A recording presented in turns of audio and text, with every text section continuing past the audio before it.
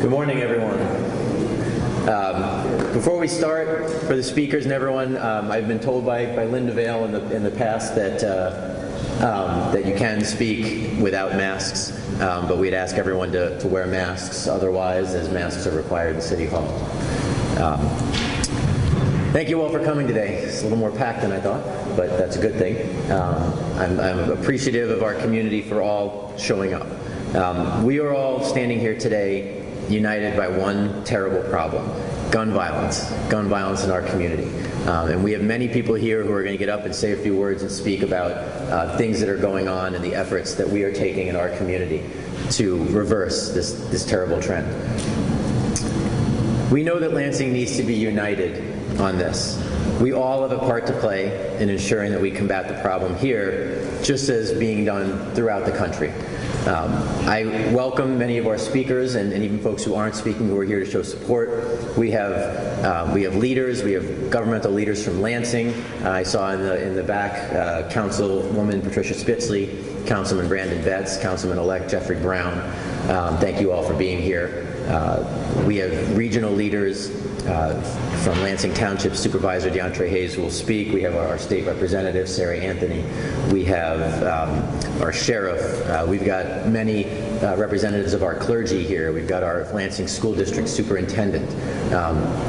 We are all here to show that we have to come together and join forces and find solutions to this terrible problem.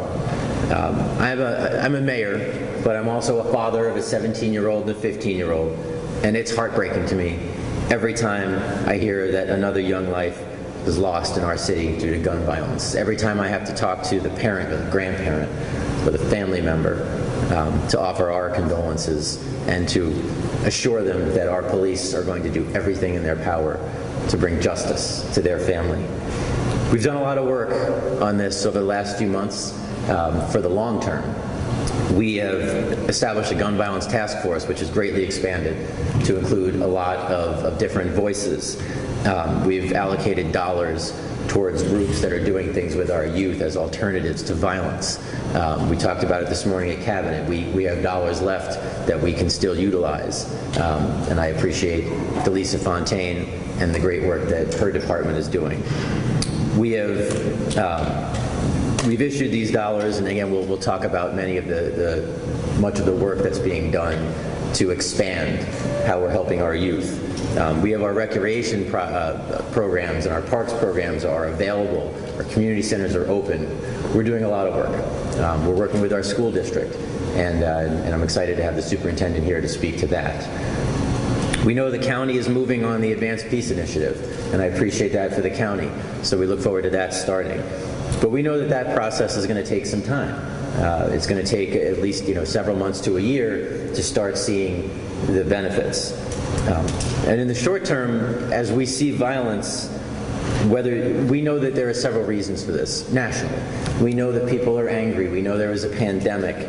We know we are seeing frustration. All of these things are leading to increased violence. But to me, the most concerning piece of this is the availability of guns, especially illegal guns. We know that there have been something like 4 times as many guns purchased over the pandemic as there were before, and we know that there are illegal guns everywhere, and it's out of control. There are too many illegal guns in the hands of those who are looking for trouble or looking for retaliation. Law enforcement is crucial in this effort, and we're going to hear again from our law enforcement that are here. And they're taking every action that they can to prevent crime and to get justice for the victims. Again, they will talk about that. When we hear that law enforcement is stepping back from helping, nothing can be further from the truth. And I'm going to invite our police chief and the sheriff to speak about that. And I thank you both for being here. I thank the Lansing Township Police Chief for being here. I thank State Police for being here. We have a violent crime initiative that has taken over 500 guns off the streets just this year, which is many more than they've taken in the previous years. We have detectives who are working incredibly hard every day to solve each crime and to push for information from those that they can get it from in order to get the evidence to bring charges against those that would perpetrate these crimes. But we need help from all parties. This is not just Lansing, this is not just LPD, this is not just us, this is a regional and group effort, which is why we're all here together. Citizens, we need the help from the citizens. When they see a crime, they have to report it. When they have a ring device or a camera, please sign up for the Security Camera Registry and Mapping, or SCRAM system. We can't have a police officer at every house, at every corner, but we can have these devices that are there providing information to help bring justice when someone does something illegal.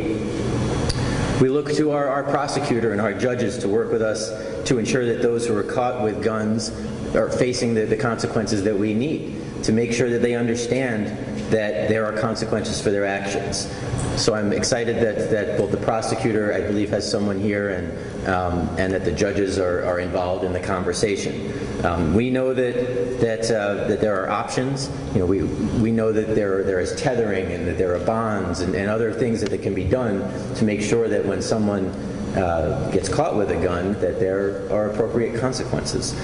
We know that the prosecutor has provided information to our schools about school shootings, which is now front and center in everyone's mind after Oxford.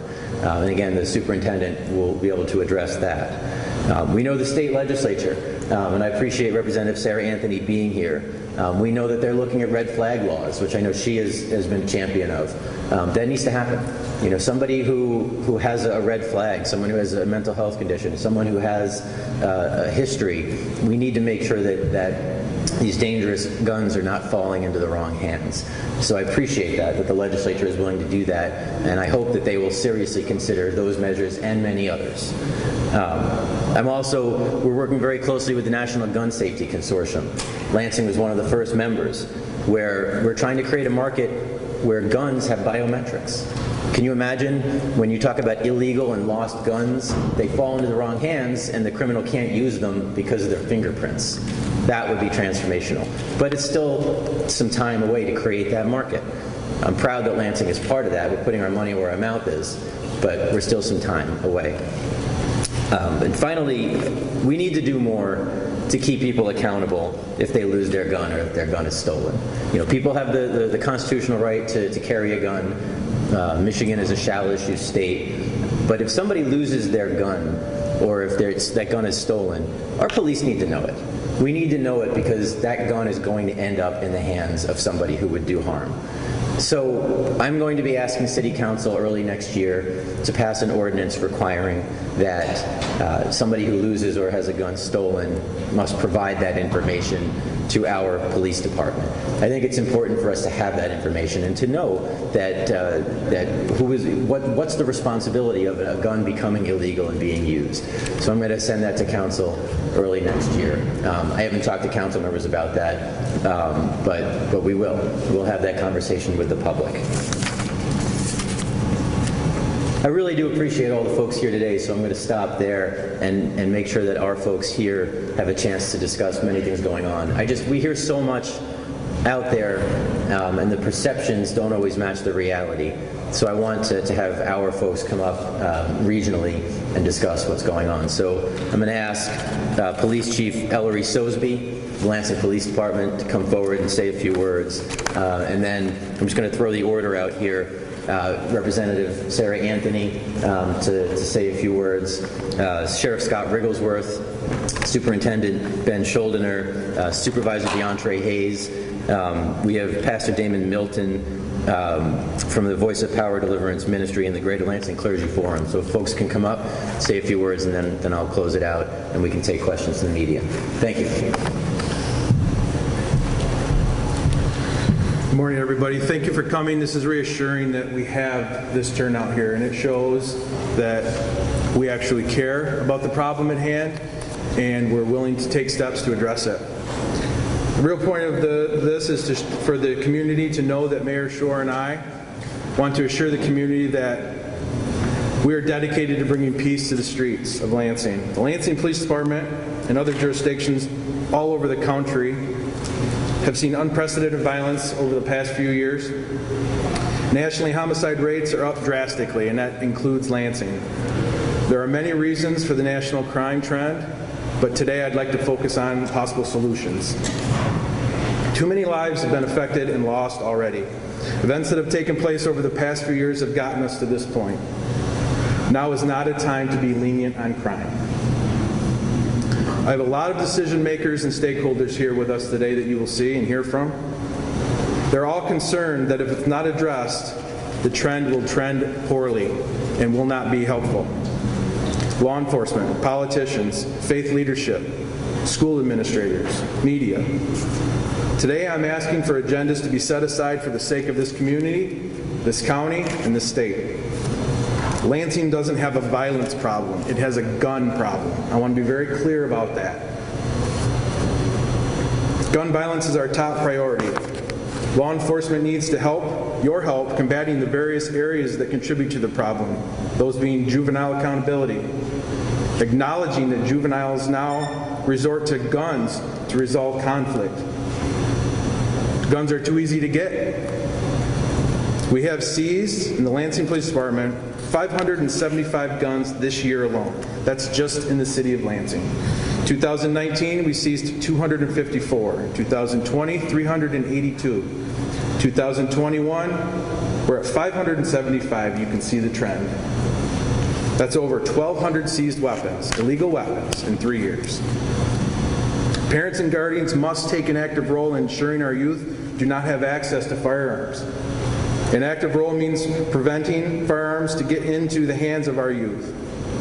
Firearm owners must respect their responsibility to safely secure their firearms so that nobody else gets them if they're not in their possession. Our community must understand, to reverse the current violent trends, we need to have a functional justice system. Our system requires participation from the community, or it does not work. It's designed to be cooperative, an effort with investment from all sides, including ours. The police nor the prosecutor can bring justice to victims by themselves. Police involved must care, and we must do our part to build that trust needed for them to participate. We are working, believe me, we are. We have the resources dedicated. We put in the hours, but we cannot do it alone.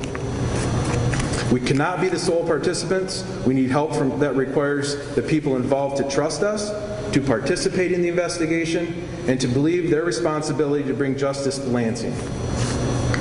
The message needs to be unified and clear. We will not tolerate this dangerous trend where sometimes simple conflicts are settled by somebody who has a gun. We are not present when the conflict starts. We are not present when the gun is introduced into the situation. And we are not sometimes present when the crime occurs. We need your help. The message needs to come from us and come from all of us. Parents, guardians, grandparents, friends, police, prosecutors, lawmakers, judges, faith leadership. Despite our efforts to use technology, we cannot gather enough evidence without the cooperation of our community. We need your help. While we stress the need for community to help, what we are missing is the cooperation of the victim and the witnesses in some cases. What we are missing is the compassion for the victims and their families, plain and simple. We, meaning the police, have a responsibility as well. We must show that we are able to do our jobs when we have that cooperation. We must build trust with not only our community, but with our witnesses, our victims, and their families.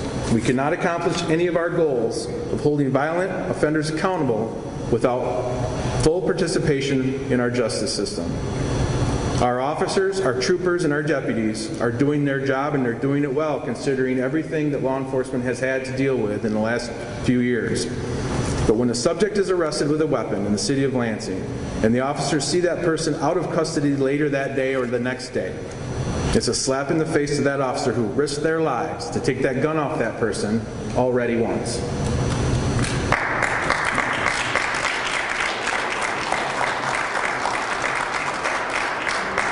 Our officers are continuously met with resistance and arrogance on contacts. When subjects who are arrested or caught with a gun say to the officers, "No problem, I'll be out in 10 minutes and I'll get another gun," and that's a reality. Our officers face this on a daily,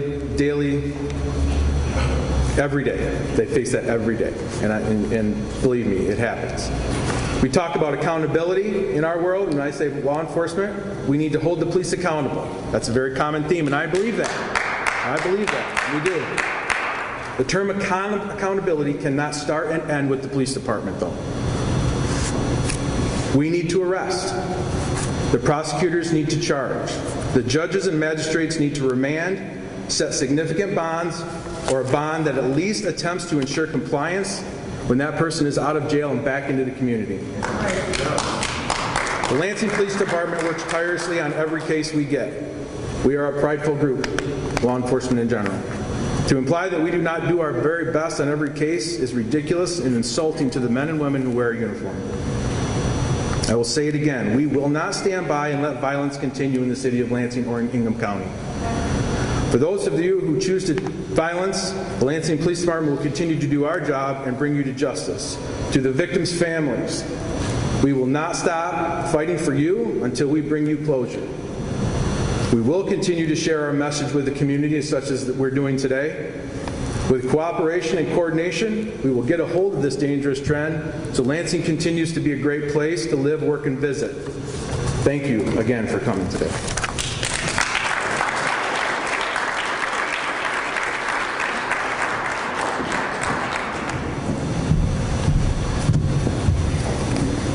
Good morning.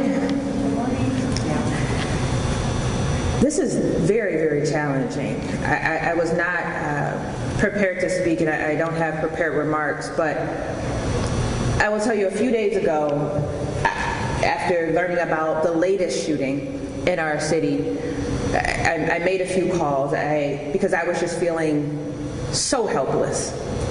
And as an elected official, as a community leader, that is not what you want to feel. These last rounds of shooting hit a little different. So I called our sheriff, and I usually have him on speed dial, and just said, look, I'm not speaking to you as state representative. What can I be doing?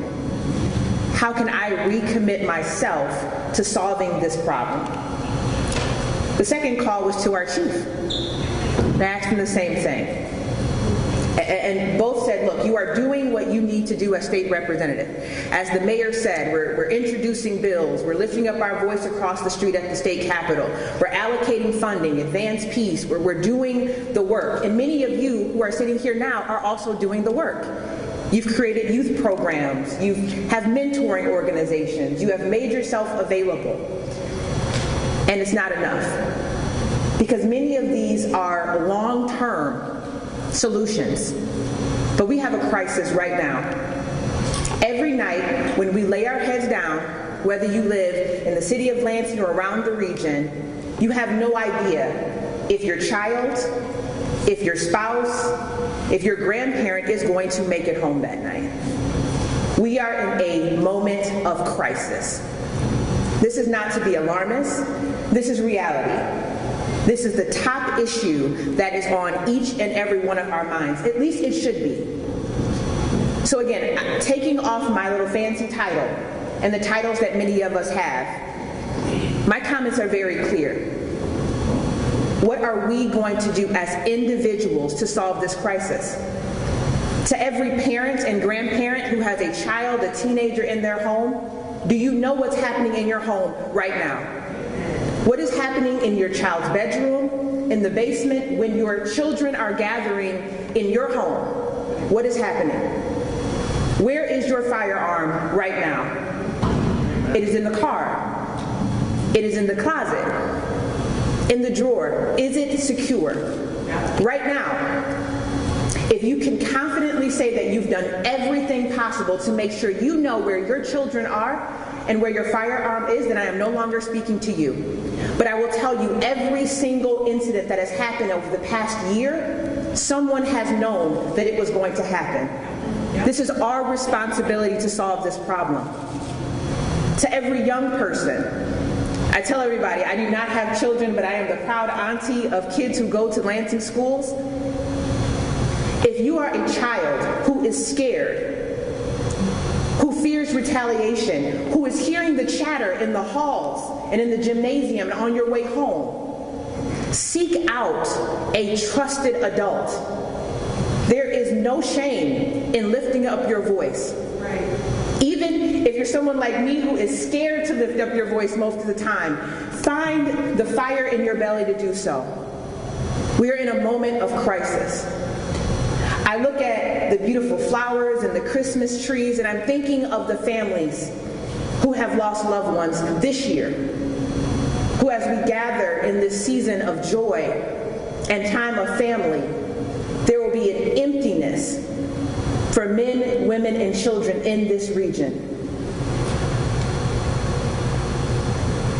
So if we can just for a moment center the victims of these violent crimes, I would ask for you just to stand in a moment of silence, not just for these victims, but as you are reflecting on the men and women and too many children that have been lost this year.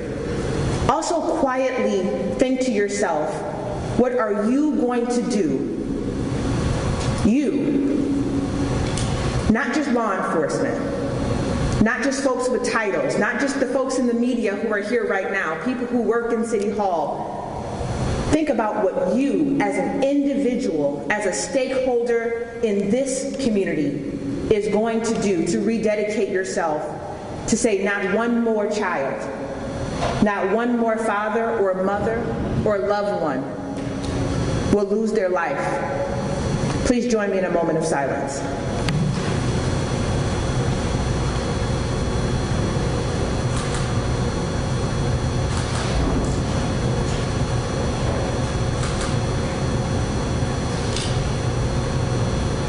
Thank you.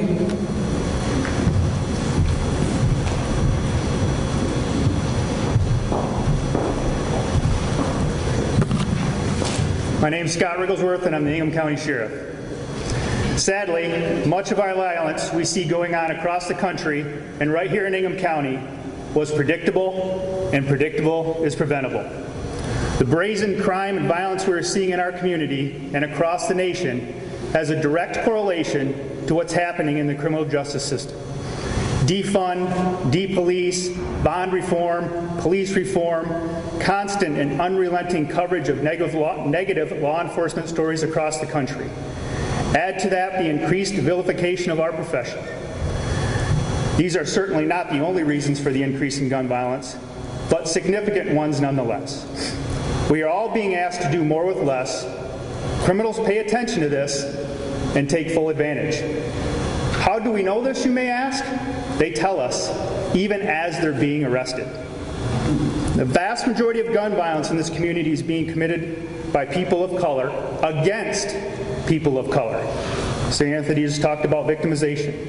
On 9/29 of 2021, my office researched victim data from the 28 people in jail on this date for shooting and not killing, or shooting and killing someone. 28 people were in jail on this day. There were 33 victims. Of the 28 people formally charged and in jail on this date with the aforementioned case facts, 61% of the victims were people of color, and 68% of the suspects were people of color. This data has nothing to do with the justice system or police.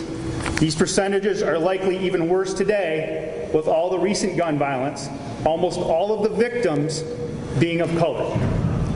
Where is the victim equity discussion in this topic? Doesn't equity start with at least staying alive? Or at the very least living the rest of your life without being riddled with bullet holes? Sometimes charged gun crime suspect today gets released and is gun crime victim tomorrow. Recently we've had a 12-year-old and an infant caught up in this gun violence. Now we recognize and appreciate disparities and encourage academia, public health, lawmakers, economists, and others to study and recommend ways to break up or disrupt these root causes. These are long-term fixes that won't happen overnight. But until then, we are law enforcement. We enforce laws. In the last couple weeks, I've been briefed on some of the most heroic, collaborative, mind-blowing investigation connections and flat out beyond dangerous arrests by local law enforcement that I've heard in my 28 years of doing this. Harrowing tales of bravery, teamwork, and great resolve under enormous pressure. We are good at what we do. We do so morally, ethically, and legally bound. Lawmakers, attorneys, and judges make sure of this. Matter of fact, from my perspective, we have never policed our community better. From when I started in 1994 to how we do it now, it's not even close. There's too much illness, death, and dying in our community as it is. Why in the world do some people continue to intentionally add to the misery? Our cops see these physical and emotional casualties, and sometimes we become them. We figuratively and even literally pick up the pieces of people's lives all too often. Nobody else in the criminal justice system is tasked with this. We are. This is the very reason we remain so passionate about efforts to water down our ability to hold the wayward and those that are evil accountable. Now, if everyone does their part, we in law enforcement will be involved less and less in people's lives. No matter where you come from or your view on law enforcement, the less you have cops in your life, the better. We know it, and we embrace it. We will, however, be there when you need us. We have to make the rest of 2021 and all of 2022 a much safer year. Thank you.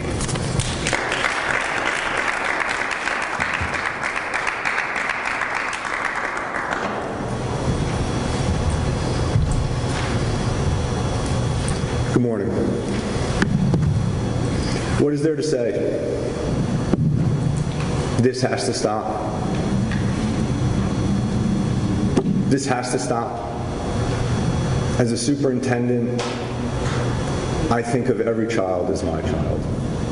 Be them in the Lansing public school system, be them in charters, be them in the other districts. I, as an educator, devoted my life to help children. And they are the ones that are doing the shootings. They are the ones dying. They are the ones that are suffering. This has to stop. And we need your help. We need the parents' help. We need the children's help. We need the elected officials' help. We need law enforcement's help. We need the prosecutors' help. We need the entire community to understand that this will not stop unless we act together. Standing here, it's interesting that in the back I see a menorah. It's a celebration of a holiday called Hanukkah. And what it's really about is celebrating the rededication of the temple. But the concept of the holiday is about rededicating yourself to doing good. If there could be a better example of what we need to do now, we must rededicate ourselves to protecting our children. As a superintendent, I've gone to families when students die. I've gone to families when students are in jail. I've gone to families when students are suffering. And it hurts. But it hurts for those families more. I'm privileged. So many of our families are struggling. So many of our community members are struggling. And we need to see this certainly as a gun violence issue, but we need to see this as a systemic issue of how we can help our community become stronger, become healthier, become safer. And so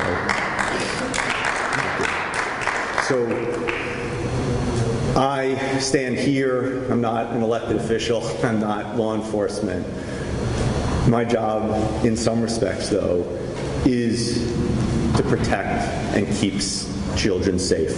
There's a guy in the Maslow hierarchy of needs, for those of you that want to really education nerd out here, that says at the most basic of levels, everybody has to feel safe.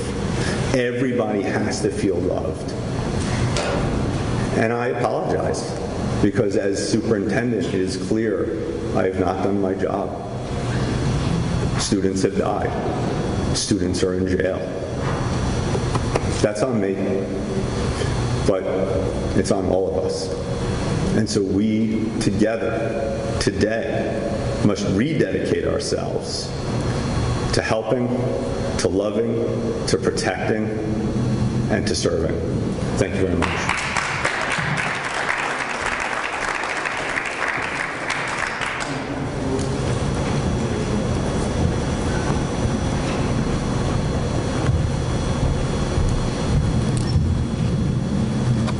Good morning. My name is Deandre Hayes, and I am the supervisor of the Charter Township of Lansing. I acknowledge my police chief who is here with me, everyone who came in support of what's going on. This is a people issue. It's not a political issue. It's not a partisan issue. It's a people issue.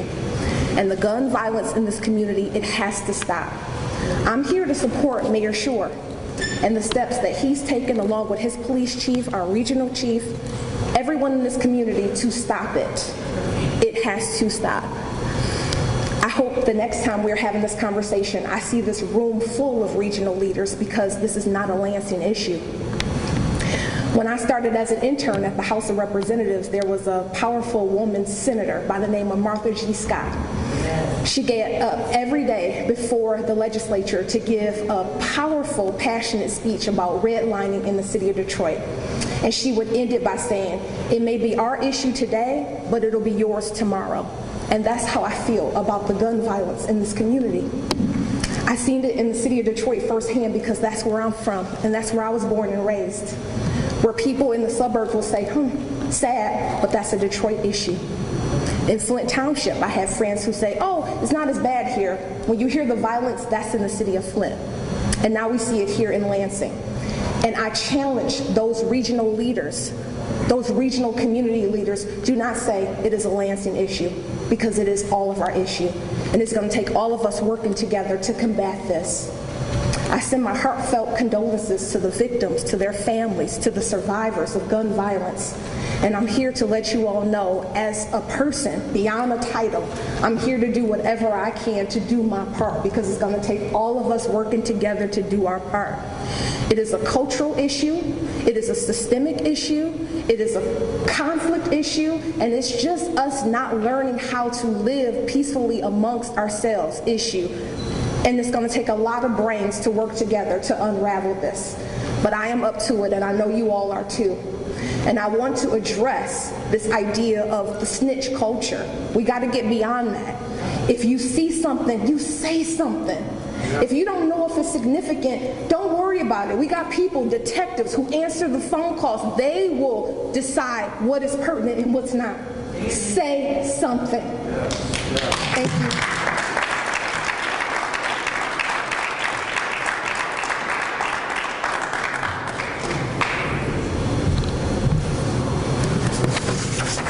Good morning. The Clergy Forum would like to express a profound sense of concern surrounding the continuing gun violence in our city.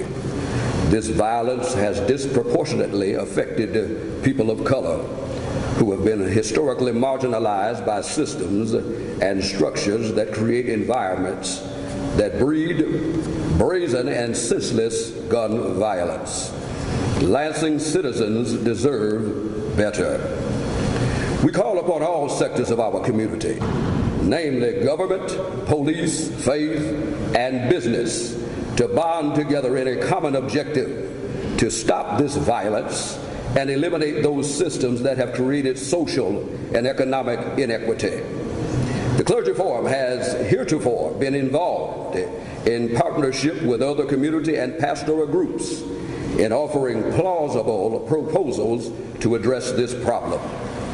We encourage the mayor to continue to actively seek and embrace the voice of the pastoral committee in crafting a comprehensive response to these issues. We further call upon the Ingham County prosecutor to reverse the policy that allows persons who are found in possession of illegal firearms not to be charged when stopped by law enforcement for a routine traffic violation. We are aware that the motivation for this policy is to mitigate the impact of racial profiling through pretextual traffic stops. We also object to racial profiling. However, we believe that both can be done without the sacrificing of either. Illegal guns must be taken off the streets, and at the same time, police cannot engage in pretextual traffic stops. Lastly, we call upon the Lansing Police Department to leave no stone unturned in their investigation of these crimes. Our constituency is outraged not only at the violence, but also that so few arrests have been made. We call upon citizens who know something to say something. It is our belief that it is to our advantage to hire officers and investigators who look like the community that is being victimized by violence. This is not the time for finger pointing nor excuses, but for action. The Clergy Forum stands at the ready to continue its engagement to find solutions to the gun violence in our city. Respectfully submitted, Pastor Damon Milton, President, the Reverend Dr. Melvin T. Jones, President Emeritus, and the Greater Lansing Clergy Forum, as well as concerned clergy and faith leaders throughout this city. Thank you.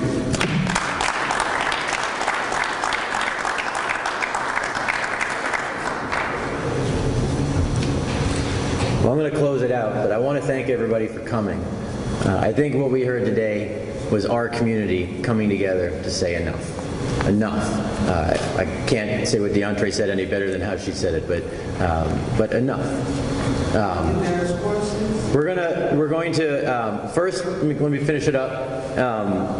So I want to thank everybody for your passion. I want to thank everybody for being, I think, brutally honest and talking about the problems and our solutions. And we're going to continue to have this dialogue. This isn't a one-day press conference. I was talking to Councilwoman Spitzley. We said there are so many more things to say, so many more people who want to say it. So we're going to continue this. But I want to remind everybody standing here, this is our community. This is Lansing. We're going to beat this. So I want to thank you all. I know there were a lot of people who spoke, so I think we can either do some questions to some of the folks or we can do one-on-ones. We can do probably maybe 2 or 3 questions, and then it may be easier to do one-on-ones because a lot of people had a lot of different things to say. Malik, did you have a question? I was just thankful that I was here to rearrange my schedule so I can hear people blaming the oppressed for being oppressed. And I'm very thankful that I was able to be able to record Sheriff Rigglesworth talk about statistics as if it's a problem for black people to have problems in this country and in the city, and then not knowing how to deal with these problems, and then saying they're just enforcing the law. Because in the 1400s, they were just enforcing the law too. The runaway slave went away. You were just enforcing the law. So it's very disheartening to hear police officers that are supposed to protect people to talk about statistics in a time where our city is hurting and our children are crying and they're lying dead in the street, and I don't know if I should send my kids to school or not. So I'm very thankful that I could hear it with my own ears and record it so I'm not mistaken when I talk about it in the future. I'm glad to hear them talking about things, but to blame the oppressed for being oppressed, it's disgusting. Okay, well, let's, ma'am, did you have a question? Yeah, my name is Deandre Hayes. We were talking about a lot of reaching out to the community and asking them for help. But let's be realistic. The problem is people do not trust. So I guess how are you guys trying to establish that trust between officers, legislators, and everybody else in the city? Well, I invite anybody to come up and answer that. I mean, I think being here and having this conversation is a significant step. It's a significant step to say, here are the numbers. Here are the numbers of guns that were taken off the street. Here are the, how we're working with our children. Here are our regional partners who are all coming together. We didn't even talk about community policing and the outreach that our police are doing within our community to continue to build trust. I think there are a lot of different pieces to that. Again, showing that the legislature is not sitting down on the job, showing that the city is not sitting down on the job, that we are taking every step we can and on turning every rock to make sure that we're getting justice for people. That builds trust. But again, we didn't even talk about our every few weeks we have community events in the neighborhoods, and the police are doing community policing, and so there's significant measures to build trust, and that is part of the bigger policing that we do through community policing here in Lansing. But all of this is the conversation that leads to building trust. Did anybody else want to? Supervisor Hayes, please.